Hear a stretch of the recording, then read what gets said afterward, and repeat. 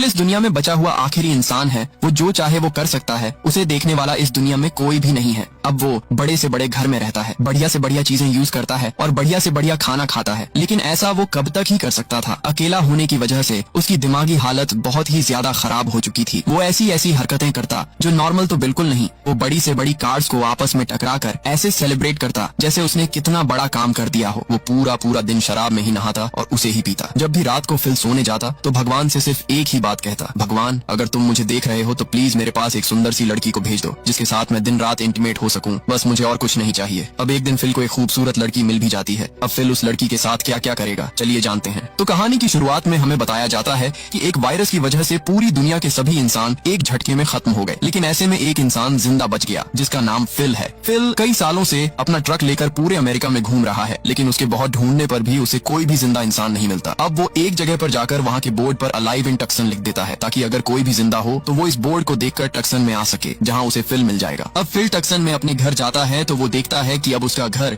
बहुत ही ज्यादा गंदा पड़ा है। तभी फिल को याद आता है कि वो तो किसी के घर में भी रह सकता है, उसे रोकने टोकने वाला कोई भी नहीं है। इसके बाद फिल टक्सन के सबसे अमीर आदमी के घर को अपने रहने के लिए चुनता है। वो उस घर में लाकर अपना सारा पसंद का सामान रख देता है जो वो अपने ट्रक में रखकर पूरे अमेरिका से लेकर आया था। रात को सोते वक्त फिल भगवान से यही बात कहता है कि मेरे लिए एक लड़की भेज दो ताकि मैं उसके साथ मिलकर पॉपुलेशन बढ़ा सकूं। अगले दिन पास ही के एक मॉल में जाता है जहां उसने अपनी गन से उसके दरवाजे तोड़े और फिर अंदर चला गया। अंदर जाकर भी वो वहां की चीजों को तोड़ने फोड़ने लगता है और जितना हो सके उतना अपने लिए खाने का सामान लेता है। वहाँ उसे कुछ एडल्ट मैगजीन भी मिलती हैं जिन्हें वो अपने घर में ले आता है। रास्ते में फिल की एक नजर एक लड़की के स्टैच्यू पर पड़ती है जिसे देखकर वो मनमोहित हो गया, मानो वो उसे रियल समझ रहा हो। अगले कुछ दिनों में फिल अपने आप को बिजी रखने के लिए जो मन में आता उस चीज को तोड़ता, जैसे महंगी महंगी कार्स और भी बहुत सी चीजें। ये ऐसा इसलिए करता है ताकि उसे अकेलापन महसूस न हो। ऐसे ही करते करते फिल को कई दिन बीत जाते हैं। अब वो अपने आप से बातें भी करने लगा था। आज फिल अपना बर्थडे सेलिब्रेट करता है क्योंकि आज उसका बर्थडे था। ऐसा करते हुए वो अपने कुछ पुराने बर्थडे सेलिब्रेशन को याद करता है जब उसकी फैमिली उसके साथ हुआ करती थी। गुस्सा होकर फिल भगवान से कहता है कि अगर तुम मेरे पास किसी को नहीं भेजने वाले तो कोई बात नहीं, मत भेजो, अब मैं अकेला हूँ, यहीं पर रह लूंगा।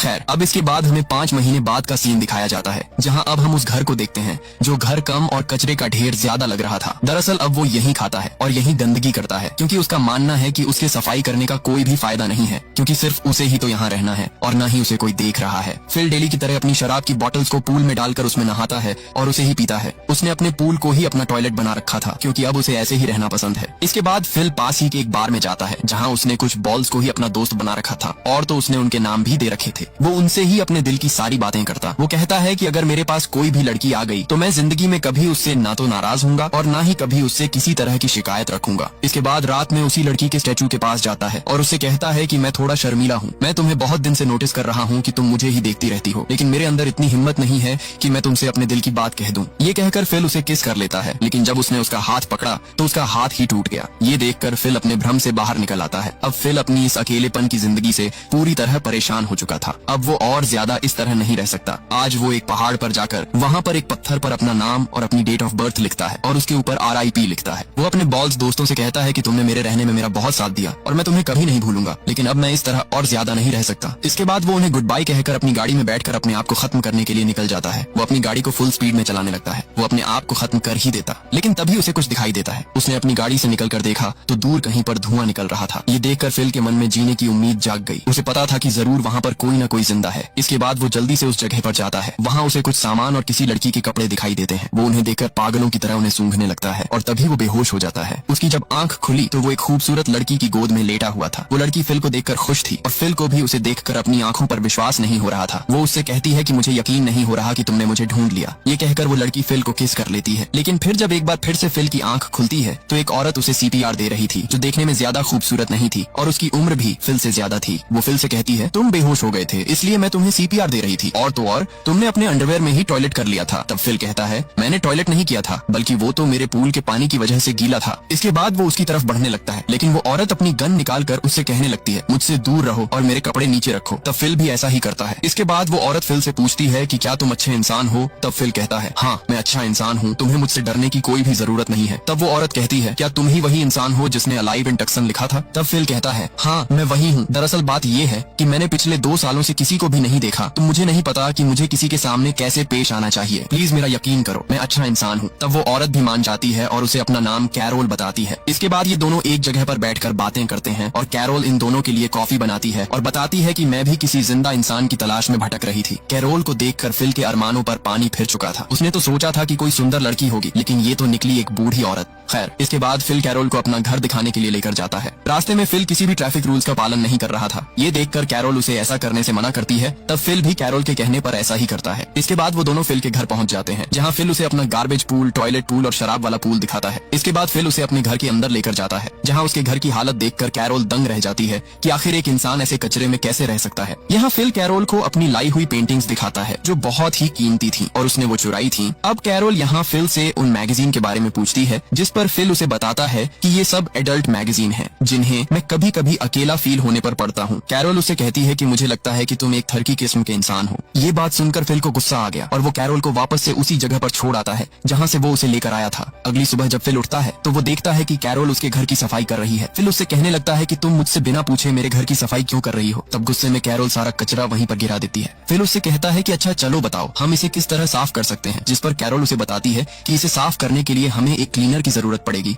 और वो हमें सुपरमार्केट में मिलेगा। इसके बाद ये दोनों सुपरमार्केट जाते हैं। कैरोल फिल से कहती है कि तुमने जहाँ गाड़ी पार्क की है वो हैंडीकैप्ड पार्किंग है, जिस पर फिल कहता है क्या तुम पागल हो चुकी हो, यहाँ कौन है हमें देखने वाला, हम कहीं पर भी गाड़ी पार्क कर सकते हैं, कोई फर्क नहीं पड़ता, इवन यहाँ वहाँ कहीं भी। लेकिन कैरोल नहीं मानती और वो कहती है कि हमें अपनी पार्किंग में ही गाड़ी पार्क करनी चाहिए। ये सुनकर फिल को गुस्सा आ गया और वो सीधा अंदर गाड़ी को ले जाकर पार्क कर देता है और कहता है अब देखो यहाँ भी कोई नहीं है हमें देखने वाला। तब कैरोल कहती है तुम्हारी बात ठीक है, लेकिन इंसान के भी तो कुछ नियम कायदे होते हैं, हमें नियमों के हिसाब से चलना चाहिए। लेकिन मुझे लगता है कि तुम उस तरह के इंसान नहीं हो, तभी तो तुम्हारी ऐसी हालत है। रात में फिल अपने दोस्तों से कहता है कि मुझे कैरोल बिल्कुल भी ठीक नहीं लगती, क्योंकि ना तो वो देखने में ठीक है और ना ही उसकी बातें सही हैं। खैर, अगली सुबह जब फिल अपनी बियर से कुल्ला कर रहा था तभी उसकी नजर बाहर कैरोल पर जाती है। फिल जब कैरोल के पास जाता है तब कैरोल उसे बताती है कि मैं तुम्हारे पास ही के एक घर में रहने वाली हूँ। लेकिन फिल बिल्कुल नहीं चाहता था कि कैरोल यहाँ पर रहे। वो कैरोल से कहता है कि इस दुनिया में इतने घर हैं और तुम चाहो तो कहीं पर भी जाकर रह सकती हो, तुम्हें मेरे पड़ोस में रहने की कोई जरूरत नहीं है। तब कैरोल कहती है अच्छा तो तुम्हें ये डर है कि कहीं मैं तुम्हारे गंदे काम न देख लूं। तब फिल अपना अंडरवेयर उतार कर कहता है लो अब इससे गंदा काम तुम नहीं देख सकती। लेकिन कैरोल को फिर भी कोई असर नहीं पड़ता। वो कहती है देखो मुझे लगता है कि भगवान ने हम दोनों को किसी मकसद से इस दुनिया पर बचा कर रखा है। अब हमारी जिम्मेदारी है कि हम लोग मिलकर इस दुनिया की पॉपुलेशन को बढ़ाएं। लेकिन फिल साफ साफ कह देता है कि अगर ऐसी बात है तो तुम सुन लो, अगर तुम इस दुनिया की आखिरी महिला भी हो तब भी मैं तुम्हारे साथ इंटीमेट नहीं होने वाला। ये कहकर फिल वहाँ से चला जाता है। इसके बाद जब फिल अपने टॉयलेट में होता है तभी उसके पास कैरोल आती है। फिल उसे देखकर डर गया। कैरोल कहती है फिल मुझे तुम्हारी कुछ हेल्प चाहिए, मैंने अपने गार्डन में कुछ वेजिटेबल उगाए हैं जिनमें डालने के लिए मुझे पानी वहाँ तक पहुँचाना होगा। फिल कहता है तुम कुछ भी करो लेकिन मैं तुम्हारी कोई भी मदद नहीं करने वाला। तब कैरोल उसे एक टमाटर निकाल कर दिखाती है जो बिल्कुल फ्रेश था। कैरोल कहती है देख लो अगर तुम मेरी मदद करोगे तो तुम्हें भी मेरे साथ फ्रेश वेजिटेबल खाने को मिलेंगे। लेकिन फिल साफ साफ मना कर देता है। इसके बाद जब अंदर जाकर फिल अपना कई महीनों का रखा हुआ टोमेटो पेस्ट खाता है तो उसका स्वाद बिल्कुल खराब था। ये देखकर फिल रात को कैरोल के गार्डन में जाकर टमाटर खाने लगता है। अगली सुबह कैरोल फिल के पास आती है और उससे कहती है तुम्हें बिल्कुल भी शर्म नहीं आई मेरे टमाटर खाते हुए, जबकि तुमने मेरी हेल्प भी नहीं की। लेकिन फिल झूठ बोलते हुए कहता है कि मैंने ऐसा कुछ नहीं किया। तब कैरोल उसे सबूत देते हुए कहती है कम से कम झूठ तो सही से बोलना सीख जाओ। इसके बाद जब वो जा रही होती है तब फिल उसके पैर की चोट देख लेता है जो उसे गार्डन के चक्कर में लगी थी। इसके बाद जब वो कैरोल के पास जाता है तो वो देखता है कि अब कैरोल ने भी अपने पूल को ही अपना टॉयलेट बना लिया है। कैरोल कहती है फिल मैं गलत थी, क्योंकि अब मुझे लगता है कि भगवान ने हमें दुनिया को आगे बढ़ाने के लिए नहीं चुना है, क्योंकि हम दोनों क्या ही कर सकते हैं। और मैंने भी ये फैसला कर लिया है कि मैं भी तुम्हारी तरह हर जगह गंदगी करूंगी, साफ सफाई करने का कोई फायदा नहीं है। कैरोल के मुंह से ऐसी बातें सुनकर फिल हैरान था और निराश भी, क्योंकि उसकी वजह से ही कैरोल ऐसा सोच रही है। अब वो फैसला करता है कि वो कैरोल की मदद करेगा। इसलिए वो टक्सन के मेन वाटर सोर्स के पास जाता है और वहाँ से बड़ी मुश्किल से एक पाइप लगाकर उसे किसी तरह रात भर मेहनत करके कैरोल के गार्डन तक पहुँचाता है। सुबह को जब ये चीज कैरोल देखती है तो वो बहुत ही खुश होती है, क्योंकि अब उसके मुरझाए हुए पौधे हरे भरे हो गए थे। कैरोल फिल से कहती है क्या आज रात हम लोग साथ में डिनर करें? तब फिल भी मान जाता है। इसके बाद जब ये लोग रात को खाना खा रहे थे तब कैरोल कहती है मुझे लगता है कि हम दोनों साथ में अच्छे से रह सकते हैं और अब हमें ही पॉपुलेशन को बढ़ाना होगा। तब फिल भी उसकी बातों को समझ जाता है और कहता है चलो ठीक है, अगर तुम मेरे साथ इंटीमेट होना चाहती हो तो मैं तैयार हूँ। वैसे भी फिल कैरोल के साथ इंटीमेट होना चाहता था, लेकिन कैरोल कहती है कि मैं तुम्हारे साथ ऐसे इंटीमेट नहीं होंगी, बल्कि पहले मैं तुम्हारे साथ शादी करना चाहती हूँ और फिर हम ये सब कर सकते हैं। ये सुनकर फिल ऐसा करने से साफ साफ मना कर देता है और वहाँ से जाने लगता है। लेकिन तभी फिल को याद आता है कि ऐसे तो वो कभी उसके साथ इंटीमेट ही नहीं हो पाएगा। इसलिए वो कैरोल की बात मानते हुए उसके साथ शादी करने के लिए तैयार हो जाता है, जिससे कैरोल बहुत खुश होती है। लेकिन फिल इस चीज से ज्यादा खुश नहीं था, क्योंकि उसे शादी से कोई मतलब ही नहीं था। इसके बाद कैरोल और फिल जाकर चर्च में शादी कर लेते हैं। लेकिन जब वो लोग बाहर आए तो फिल ने देखा कि वहाँ पर काफी सारे लोग अभी भी जिंदा हैं और तभी फिल की आंख खुलती है और हमें पता चलता है कि ये सब सिर्फ फिल का एक सपना था। तभी तभी रात में ही कैरोल फिल के लिए कुछ खाना लाती है जो उसने अपने हाथों से बनाया था। दरअसल कैरोल को अब फिल की बहुत चिंता है और वो हर तरीके से उसका ख्याल रखेगी। कैरोल फिल से कहती है, अब क्योंकि यहाँ पर कोई नहीं है इसलिए हम दोनों में से किसी को प्रेसिडेंट बनना होगा। मैं चाहती हूँ कि तुम प्रेसिडेंट बनो। तब कैरोल के कहने पर फिल भी मान जाता है। अगले दिन कैरोल अपनी शादी के लिए बहुत ही लगन के साथ तैयारियां करने लगती है। इधर फिल सीधा उस स्टैच्यू के पास जाता है। वो उससे कहता है, आज मेरी कैरोल के साथ शादी है, लेकिन तुम्हें और मुझे पता है कि हम दोनों के बीच कितना प्यार है। भले ही मैं शादी कर लूं, लेकिन मैं तुम्हें नहीं भूल पाऊंगा। इतना कहने के बाद फिल चर्च में आ जाता है। कैरोल तो यहाँ पूरी तैयारी से आई थी, लेकिन फिल ने तो अपने कपड़े तक चेंज नहीं किए। ये देखकर कैरोल को अजीब तो लगा, लेकिन फिर भी वो इस चीज को ज्यादा नोटिस नहीं करती। अब सारी बातें होने के बाद जब सबसे जरूरी रिंग पहनाने की बारी आती है तो कैरोल देखती है कि फिल तो रिंग लाना ही भूल गया। शादी में इतनी जरूरी चीज को भूल सकता है। ये देखकर कैरोल समझ गई कि वो फालतू में ही एफर्ट डाल रही है, जब फिल को इस चीज में कोई इंटरेस्ट ही नहीं है। कैरोल गुस्सा होकर कार लेकर अपने घर चली जाती है। इसके बाद फिल भी अपनी गलती मानते हुए कैरोल के घर जाता है, लेकिन कैरोल दरवाजा नहीं खोलती।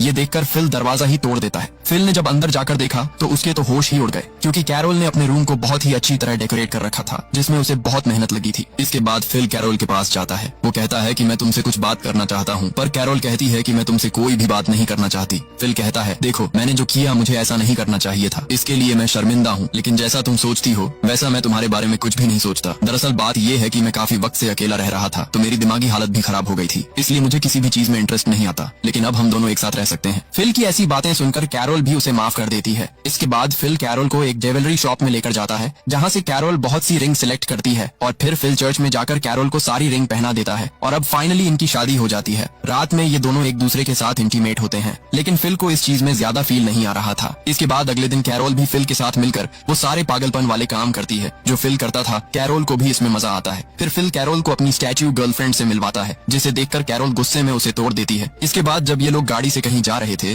तभी उनकी गाड़ी से एक दूसरी गाड़ी टकरा जाती है। फिल जब बाहर निकलकर देखता है तो उस गाड़ी में से एक खूबसूरत लड़की निकलती है। उसे देखकर फिल एकदम सुन्न रह गया। उसे समझ नहीं आ रहा था कि वो कैसे रिएक्ट करे। वो लड़की अपना नाम मेलिसा बताती है। मेलिसा भी इन्हें देखकर बहुत ही ज्यादा खुश थी। वो इन्हें बताती है कि मैं बहुत दिनों से भटक रही थी, लेकिन फिर मैंने एक बोर्ड पर अलाइव इन टक्सन लिखा हुआ देखा, तब मैं यहाँ पर आई हूँ। इसके बाद ये दोनों मेलिसा को अपने साथ लेकर जाते हैं। फिल बताता है कि वो बोर्ड मैंने ही लगाया था, मुझे पता था कि तुम जैसी कोई खूबसूरत लड़की मुझ तक जरूर आएगी। अब तभी कैरोल कहती है कि हम दोनों कपल हैं और हमने अभी अभी शादी की है। ये बात फिल को ठीक नहीं लगती, क्योंकि वो मेलिसा को ये बात बताना नहीं चाहता था। खैर अब जब ये लोग फिल के घर पहुँचते हैं तब मेलिसा फिल के रूम को देखकर इम्प्रेस हो जाती है, क्योंकि उसके रूम में एक से एक कीमती पेंटिंग्स लगी हुई थी। लेकिन तभी कैरोल बता देती है कि ये सब पेंटिंग्स फिल ने चुराई हैं। फिल जो मेलिसा के सामने अपनी इज्जत बनाना चाहता था, लेकिन कैरोल ऐसा होने नहीं दे रही थी। साथ ही साथ वो बता देती है कि फिल अपने रूम को बहुत गंदा रखता है और उसने अपने पूल को ही अपना टॉयलेट बना रखा है। फिल ट्राई कर रहा था कि मेलिसा उसके साथ उसके घर में ही रहे, लेकिन जब कैरोल ने फिल की हरकतें बता दी तो मेलिसा ने भी सोच लिया कि वो यहाँ के पास ही वाले किसी दूसरे घर में रहेगी। खैर अब ये लोग फैसला करते हैं कि ये लोग आज रात का डिनर साथ में ही करेंगे। रात को जब कैरोल और मेलिसा बात कर रहे होते हैं तभी उनके सामने फिल आता है, जिसका हुलिया पूरी तरीके से चेंज हो चुका था। उसकी जो लंबी लंबी दाढ़ी थी उसने वो काट ली थी। दरअसल फिल ये सब मेलिसा को इम्प्रेस करने के लिए कर रहा था, पर ये लुक ना तो कैरोल को ठीक लगता है और ना ही मेलिसा को। इसके बाद जब ये तीनों डिनर कर रहे थे तभी फिल मेलिसा के साथ फ्लर्ट करने की कोशिश करता है, लेकिन कैरोल बीच में टांग अड़ा रही थी। मेलिसा बताती है कि मैं पहले रियल एस्टेट में काम करती थी और मेरी शादी भी हो गई थी, लेकिन मेरा हस्बैंड मुझे धोखा देकर किसी और औरत के साथ रहता था, उसकी इसी वजह से मैंने उसे डिवोर्स दे दिया। फिल भी मेलिसा की हर बात पर कहता है कि हाँ तुमने बिल्कुल सही किया। इसके बाद जब ये लोग सोने के लिए जाते हैं तब कैरोल फिल को अपने साथ चलने के लिए कहती है ताकि ये लोग इंटीमेट हो सकें, लेकिन फिल साफ साफ मना कर देता है और कहता है, देखो बात कुछ ऐसी है कि मैं अभी ये सब नहीं कर सकता, क्योंकि मेरा मन नहीं है और मुझे कुछ भी ठीक नहीं लग रहा। हम लोग कभी और ये काम कर लेंगे। तब कैरोल फिल से कहती है, कहीं ये बात तो नहीं है कि तुम मेलिसा को तो पसंद नहीं करने लग गए। तब फिल कहता है, तुम कैसी बातें कर रही हो, मेरा बस मन नहीं है। अब कैरोल को क्या पता था कि असली वजह तो यही है। खैर रात को जब फिल सो रहा होता है तभी उसके पास मेलिसा आती है और उसे अपने साथ कुछ दिखाने के लिए लेकर जाती है। फिल भी तैयार हो जाता है। उसे लग रहा था कि जो वो सोच रहा है मेलिसा उसे उसी काम के लिए बुला रही है। जब वो उसके पीछे पीछे एक कमरे में गया तो वहाँ कैरोल थी। ये देखकर फिल डर गया और उसकी आंख खुल गई। दरअसल ये सब बस फिल का सपना था। इसके बाद अगले दिन जब मेलिसा फिल के पास जाती है तो वो देखती है कि फिल वर्कआउट कर रहा है। ये सब फिल सिर्फ मेलिसा को इम्प्रेस करने के लिए कर रहा था, ताकि उसे लगे कि फिल कितना फिट है। मेलिसा उसे बाहर ले जाकर पूछती है कि आखिर मेरे घर के बाहर ये कार किसकी है। तब फिल कहता है कि तुम्हारे घर के बाहर है तो तुम्हारी ही होगी। वो उसे बताता है है कि मैंने गलती से जो तुम्हारी गाड़ी खराब कर दी थी उसके बदले में मैंने ही तुम्हें ये गिफ्ट दिया है। इसके बाद कैरोल फिल से कहती है कि तुम मेलिसा को तो नई से नई कार गिफ्ट कर रहे हो और तुमने जो मेरा ये दरवाजा तोड़कर डाल दिया है, तुमसे ये ठीक नहीं हो रहा। तब फिल कहता है तुम टेंशन मत लो, मैं तुम्हारे दरवाजे को भी ठीक कर दूंगा। इसके बाद कैरोल मेलिसा को अपनी शादी की पिक्चर दिखाती है जो उसने खुद बनाई थी। अब जब फिल कैरोल का दरवाजा ठीक कर रहा था तभी उसके पास मेलिसा आती है। वो फिल से कहती है कि अगर तुम्हारे पास टाइम हो तो तुम दोनों मेरे घर बियर पीने के लिए आ जाना। तब फिल कहता है हाँ क्यों नहीं, आखिर मैं तुम्हारी बात को मना कैसे कर सकता हूँ। लेकिन फिल उससे झूठ बोलता है कि कैरोल की तबीयत खराब है और वो नहीं आ सकती। ये कहकर वो अकेला ही उसके घर चला जाता है। मेलिसा यहाँ फिल से कहती है कि जैसा मैं तुम्हें समझ रही थी वैसा तुम नहीं हो, बल्कि तुम तो बहुत अच्छे इंसान हो। बियर पीने की वजह से अब मेलिसा को थोड़ा थोड़ा नशा होने लगा था और वो नशे में फिल से कहती है वैसे अगर तुम और कैरोल शादीशुदा नहीं होते तो हम दोनों के बीच कुछ हो सकता था, लेकिन अब क्या ही कर सकते हैं, छोड़ो। अब क्योंकि तुम दुनिया में आखिरी इंसान हो इसलिए मैं भी तुम्हारे साथ रह सकती थी। मेलिसा वो सारी बातें कहती है जो फिल सुनना चाहता था। अब फिल भी ठान लेता है कि वो मेलिसा के साथ रहेगा, इसलिए वो कैरोल को डिवोर्स देने के लिए उसके पास जाता है। लेकिन कैरोल तो बहुत ही मेहनत के साथ उसकी और फिल की शादी का वेडिंग बोर्ड बना रही थी। अब फिल बुरी तरह फंस चुका है। मेलिसा के साथ रहने का उसका मन है और कैरोल उससे बहुत ज्यादा प्यार करती है। अब फिल किसके साथ रहेगा और आगे क्या होगा ये तो आपको इसके अगले पार्ट में ही पता चलेगा।